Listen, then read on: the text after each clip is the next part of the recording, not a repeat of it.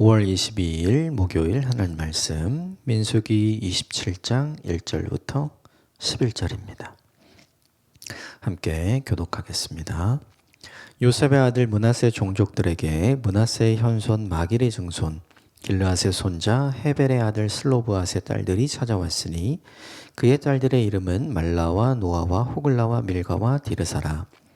그들이 회막문에서 모세와 제사장 엘르아살과 지휘관들과 온 회중 앞에 서서 이르되 우리 아버지가 광야에서 죽었으나 여호와를 거슬러 모인 고라의 무리에 들지 아니하고 자기 죄로 죽었고 아들이 없나이다. 어찌하여 아들이 없다고 우리 아버지의 이름이 그 종족 중에서 삭제되리이까? 우리 아버지의 형제 중에서 우리에게 기업을 주소서 하매 모세가 그 사연을 여호와께 아뢰니라. 여호와께서 모세에게 말씀하여 이르시되 슬로브앗의 딸들의 말이 옳으니 너는 반드시 그들의 아버지의 형제 중에서 그들에게 기업을 주어 받게 하되 그들의 아버지의 기업을 그들에게 돌릴지니라. 너는 이스라엘 자손에게 말하여 이르기를 사람이 죽고 아들이 없으면 그의 기업을 그의 딸들에게 돌릴 것이요 딸도 없으면 그 기업을 그의 형제에게 줄 것이요 형제도 없으면 그의 기업을 그의 아버지의 형제에게 줄 것이요 그의 아버지 형제도 없으면 그의 기업을 가장 가까운 친족에게 주어 받게 할지니라 하고 나 여호와가 너 모세에게 명령한 대로 이스라엘 자손에게 판결의 규례가 되게 할지니라. 아멘. 이것은 하나님의 말씀입니다. 오늘 본문은 이제 땅 분배에 관해서 생길 수 있는 이제 몇 가지 문제들이 있었어요. 어제 본문에는 땅 분배에 관해서 서로 비교하고 또 서로 질투하고 또 욕심을 부리게 되면 서로 경쟁하게 되고 다투게 되니까 땅 분배 원칙을 주셨죠. 인구 수대로 해라. 많으면 많이 주고 적으면 적게 줘라. 그리고 또 하나는 지역을 본인이 선택하는 것이 아니라 제비 뽑아서 공평하게 갖게 해라. 이렇게 기준을 주셨죠. 근데 이제 오늘 본문에는 슬로브핫의 딸들에 관한 이야기가 등장을 합니다. 이 슬로브핫은 아들이 없었고 딸만 5인 거예요. 그래서 땅을 분배할 때 이제 문제가 되었던 거죠. 왜 문제가 됐냐 하면 이 당시의 시대의 재산은 여성에게 상속이 안 됐어요. 남성에게만 상속이 된 거죠. 슬로브앗 가문에 아들이 없고 딸만 있었기 때문에 사람은 있는데 그들이 아들이 아니기 때문에 땅을 분배받을 수가 없으니까 이들은 정착해서 살아갈 수 있는 터전이 없어지는 거예요. 그러니까 약속의 땅에 가나안에 오긴 왔는데 그 약속의 은혜를 받긴 받았는데 다른 모든 사람들은 땅을 분배받아서 정착해서 지파별로 살아가지만 자기는 므낫세 지파와 함께 있지만 그럼에도 불구하고 자기 아버지가 아들이 없기 때문에 우리는 거주할 만한 땅이 없는 거죠. 그래서 이 문제를 가지고 누구에게 오냐면 이제 모세에게 와서 이야기를 쭉 하는 거죠. 그리고 이렇게 요청을 해요. 4절 같이 읽읍시다. 시작. 어찌하여 아들이 없다고 우리 아버지의 이름이 그 종족에게서 삭제되리이까? 우리 아버지의 형제 중에서 우리에게 기업을 주소서 하매. 슬로브앗의 딸들이 자신들의 가정사를 쭉 이야기하고 도움을 요청을 하죠. 중요한 건 예수님 당시 시대까지만 해도 이스라엘 백성들 안에서 여성의 목소리는 잘 반영이 안 됐어요. 그래서 우리가 잘 아는 것처럼 그 증인을 세울 때도 여성은 증인으로 세워주지 않았거든요.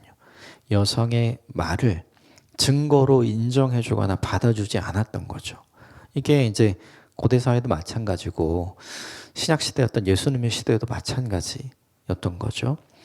이 본문의 시대 그러니까 슬로보아스의 딸들이 모세에게 찾아와서 이야기했던 이 시대는 더 그런 시대인 거죠.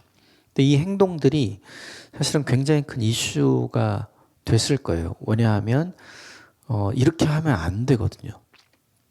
이 딸들이 모세에게 찾아와서 자신들의 권리를 이제 찾게 해달라.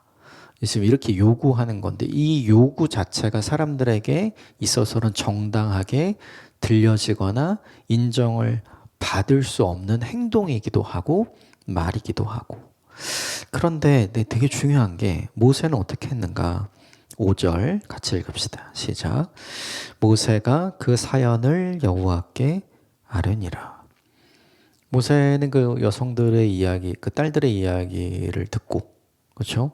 니네 여성이니까 됐어 저리 가 이렇게 안 하고 그걸 듣고 이걸 어떻게 해결할까? 하나님께 묻기 시작한 거죠. 이게 하나님께 물었다는 것이 오늘날 우리식으로 표현하자면 이것을 어떻게 해결해야 할지 그걸 하나님께 이제 아뢰어드린 거겠죠. 기도한 거겠죠. 되게 중요한 게 모세의 태도예요. 이런 일이 생길 수 있잖아요. 그럼 모세가 이스라엘 백성들에게 했던 중요한 역할은 모세가 재판을 하는 사람이었잖아요. 그래서 이 출애굽 초창기에 보면 모세가 재판해야 될 사람들이 너무 많았죠. 그러니까 모세의 장인이 함께 동역할 사람들을 세워라. 그래서 당신이 감당해야 될 재판의 숫자를 줄여라. 이거 혼자 감당할 수 없다. 그래서 함께 사람들을 섬겨라. 이런 이야기를 하게 되잖아요. 그래서 이제 모세가 결국 그 일을 함께 동역할 사람들, 장로들을 쭉 세우는 장면이 출애굽기 초반에 이제 등장을 하죠. 자기가 충분히 할 수 있는 일이에요, 이게. 근데 자기가 하지 않고 어떻게 하냐면 하나님께 묻죠. 왜 그랬는가? 모세는 분명히 알았어요. 어제 본문에 하나님이 땅 분배에 관한 원칙을 주셨잖아요. 그게 모세가 제안했거나 모세의 의견이 아니라 내가 선물로 주는 그 땅은 이렇게 분배하고 이렇게 나누어 줘. 근데 지금 그 과정에서 어려움이 생긴 거잖아요. 여기에 자기 뜻대로 자기 마음대로 하고 싶지 않았던 거예요, 모세는.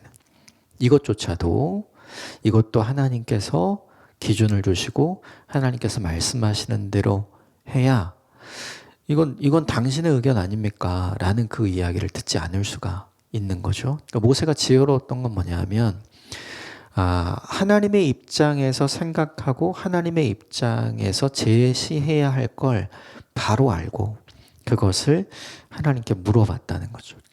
이걸 오늘날 우리에게 적용하면 어떻게 될까요? 말씀으로 돌아가는 거죠. 우리에게도 일상에 생기는 많은 문제들이 있잖아요.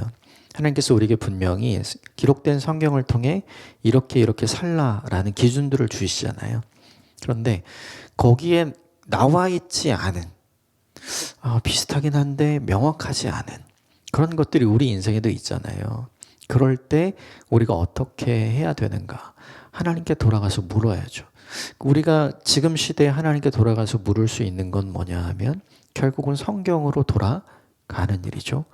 분명히 성경에는 구체적으로 세세한 내용이 나와 있진 않아요. 흔히 그 시대에는 있었지만 현재는 없거나 그 시대는 문제가 안 됐지만 현재에는 문제가 되거나 혹은 반대가 되는 거 이런 것들을 아디오포라라고 이야기하거든요. 그런 것을 해결하기 위해서 우리는 성경으로 다시 돌아가는 것이 굉장히 중요한 거죠. 이 본문에서 이제 우리가 적용하고 우리가 오늘 하루 이 모세가 했던 일, 이 태도를 견지하며 살아갈 건 뭐냐 하면 오늘 하루 내 삶에 생기는 어떤 일이라도 이렇게 하나님께 묻는 거. 쉽게 말하자면 성경으로 다시 돌아가는 거. 이걸 선택해서 실천하고 감당하는 오늘 우리의 삶을 사는 것이 우리에게 중요하죠. 또 하나는 이렇게 하나님께 물으니 하나님께서 어떻게 하시는가? 6절 같이 읽읍시다. 시작.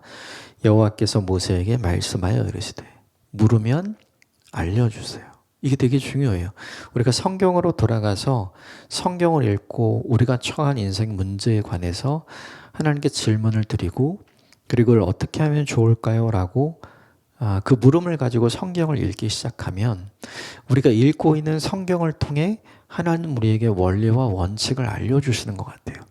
세세하게 그건 이렇게가 해가 아니라 하나님은 성경 전체를 통해서 우리가 살아가야 할 인생의 방향을 알려주시잖아요.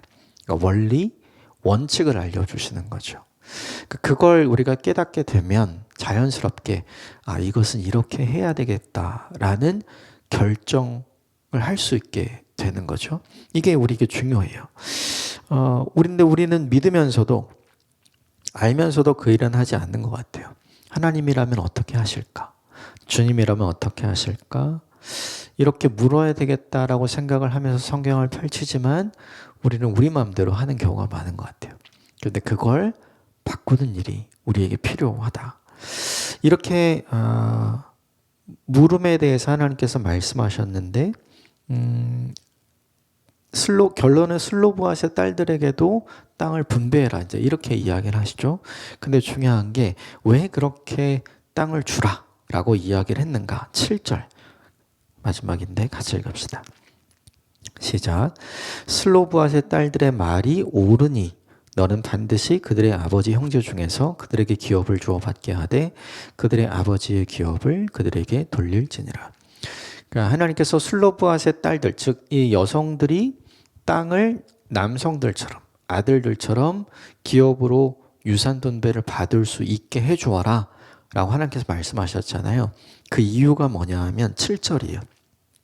그들의 말이 옳으니 거기 뭔가 표시를 좀 해주시면 좋겠어요. 그러니까 하나님께서 슬로브핫의 딸들의 요청에 응답하신 거잖아요. 그럼 왜 응답하셨는가? 그들이 간절히 이야기해서 응답하신 겁니까? 그들이 간곡하게 매달려서 응답한 걸까요? 아니면 그들이 정말 불쌍해서 하나님은 응답하신 걸까요? 아니에요. 그게 아니에요. 이 본문은 명확하게 얘기해요. 그들이 불쌍해서 그들이 간곡하게 이야기해서 응답하신 게 아니라 그들이 한 말이 옳아서 그래서 응답하는 거예요. 이게 되게 중요해요. 하나님은 무엇에 응답하시는 분인가? 바른 기도, 바른 간구, 여기에 응답하는 거죠. 우리도 마찬가지잖아요. 우리도 어린 아이들이 위험한 거 이렇게 달라고 하면 안 주잖아요. 왜냐하면 이걸 주면 분명히 위험해지니까. 그가 원하는 대로 우리가 해주지 않죠. 왜냐하면 그건 이 아이를 위해서 바른 게 아니니까. 그러니까 이 아이의 요청이 바르지 않은 거죠. 근데 이 아이가 장성하고 크면 그걸 다룰 줄 알게 되면 얼마든지 줄 수 있잖아요. 그러니까 하나님의 입장이 이런 거죠. 저는 이 본문을 보면서 생각나는 사람이 있어요. 누가복음 18장에 보면 불의한 재판관에 관한 비유를 예수님께서 들어주세요. 한 마을에 하나님을 두려워하지 않고 사람을 무시하는 불의한 재판관이 있었어요. 그런데 이 불의한 재판관에게 한 과부가 와서 날마다 자기의 원통함과 원망함을 이야기하죠. 재판장님 이것 좀 들어달라고, 이것 좀 들어달라고 이렇게 계속 얘기하는 거예요. 매일. 그러니까 그 불의한 재판장이 어떻게 생각을 하냐면 저 사람 매일 와서 나를 피곤하게 하는구나. 내가 그러니까 저거 들어줘야 되겠다. 이렇게 이야기를 하죠. 그러면서 그 여인의 원통함과 원망함을 들어줬다. 이 이야기를 예수님께서 하시죠. 그러면서 예수님께서 이렇게 말씀하세요. 이렇게 불의한 사람도 이 여성이 와서 매일 와서 뭔가를 얘기하니까 들어주지 않았냐. 하물며 하나님께서는 너희의 간구를 듣고 응답하시지 않겠느냐. 이런 얘기를 하시거든요. 근데 그 본문을 가만히 보면 그 불의한 재판관이 이 여인의 원통함과 어려움을 들어주고 풀어주었던 이유가 매일 와서 귀찮게 해서, 매일 와서 힘들게 해서, 그러니까 바지가랑이 붙들고 정말 간곡하게 불쌍히 여겨달라고 끈질기게 기도해서, 그것도 맞긴 해요. 근데 생각을 해보면 이 사람은 어떤 사람이냐면 하나님을 두려워하지 않고 사람을 무시하는 사람이거든요. 이 사람이 그렇게 해도 원래는 쳐다도 안 보는 사람이에요. 이 사람이 그렇게 해도 이 불의한 재판관의 마음에 그 어떤 것도 움직이지 않을 사람인 거죠. 그런데 이 사람이 왜 마음이 괴롭게 됐는가? 왜 이 여자가 매일 오는 것이 힘들게 됐는가? 그걸 생각하는 게 더 중요해요. 왜인가? 자신이 생각해도 이 여인이 찾아와서 하는 얘기가 맞아요. 내가 나쁜 놈인데, 내가 안 좋은 사람인데, 내가 하나님을 무시하는 사람인데, 내가 사람을 두려워하지 않는 사람인데, 이런 불의한 재판관인 내가 봐도 이 여자가 하는 말이 맞는 거예요. 그래서 들어주는 거거든요. 그러면 하나님은 불의하지 않잖아요. 하나님은 정의롭고, 하나님은 공의롭고, 하나님은 신실하고, 하나님은 성실한 분이잖아요. 그러니까 매일 찾아가서 바른 요구를 하면, 바른 요청을 하면, 매일 찾아가서 바른 요구와 요청을 하는 불의한 재판관도 응답을 하는데 선하신 하나님께서 어떻게 응답하지 않으시겠느냐, 이 이야기를 하고 싶어서 이 이야기를 전달하는 거예요. 그러니까 누가복음 18장의 불의한 재판관과 이 미망이, 이 과부의 요청의 핵심 내용은 매일 찾아가는 것, 끈질기게 기도하는 것, 거기에 초점이 있지 않아요. 그건 두 번째예요. 이거보다 더 중요한 초점은 뭐냐 하면 매일 찾아가서 이 여자가 했던 말이 불의한 재판관이 듣기에도 옳은 말, 아 그렇지, 저거는 그래도 해줘야 되는 거 아닌가. 불의한 사람도 그렇게 생각할 수 있고 그렇게 마음먹을 수 있는 올바른 내용이었기 때문에 그 불의한 재판관이 들어주었다는 거죠. 그 누가복음 18장에 예수님의 그 기도에 관한 내용이 어떻게 시작을 하냐 하면 기도하다가 낙심하지 않게 하기 위해서예요. 그럼 왜 기도하다가 우리가 낙심합니까? 안 들어주니까. 안 들어주니까. 근데 우리가 기도하다가 낙심하지 말아야 할 것을 강조하고 가르치시기 위해 그 이야기를 하시는 거거든요. 그럼 되게 중요한 게 우리는 기도하는데 왜 낙심하냐면 우리가 기도한 대로 안 돼서거든요. 그럼 뭘 봐야 되냐면 내가 기도한 내용이 하나님 입장에서 바른 것인가? 바르지 않은 거면 응답 안 하시죠. 우리가 어린아이에게 위험한 거 안 주듯이. 그런데 그 기도가 하나님 보시기에 바른 내용이라면 그땐 인내함으로 더 기다려야 되는 거예요.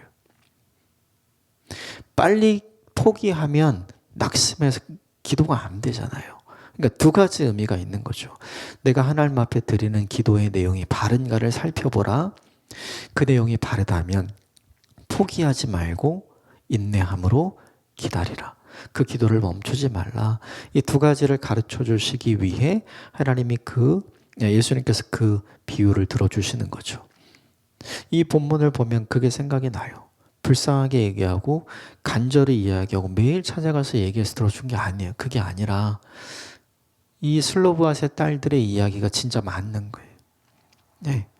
이렇게 해 주어야 이들이 살 수 있기 때문에 해준 거죠. 끈질긴 기도가 하나님을 움직이는 게 아니라 그건 두 번째 게 아니라 그 끈질긴 기도의 내용이 바른 것이라야 하나님이 움직이시는 거죠. 그러므로 우리가 두 가지를 기억해야 할 것 같아요. 내 기도의 내용이 바르다면 낙심하지 마십시오.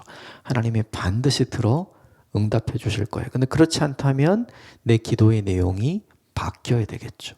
또 하나, 내 기도의 내용이 바르다면 내가 정하고 내가 원하는 때에 그 기도가 응답되지 않았다고 해서 낙심하고 실망하지 마십시오. 하나님은 선하신 분이에요. 하나님은 의로운 분입니다. 반드시 하나님의 때에 하나님의 방법으로 가장 아름답고 좋은 결과를 우리에게 허락해 주실 줄 믿습니다. 함께 기도하겠습니다.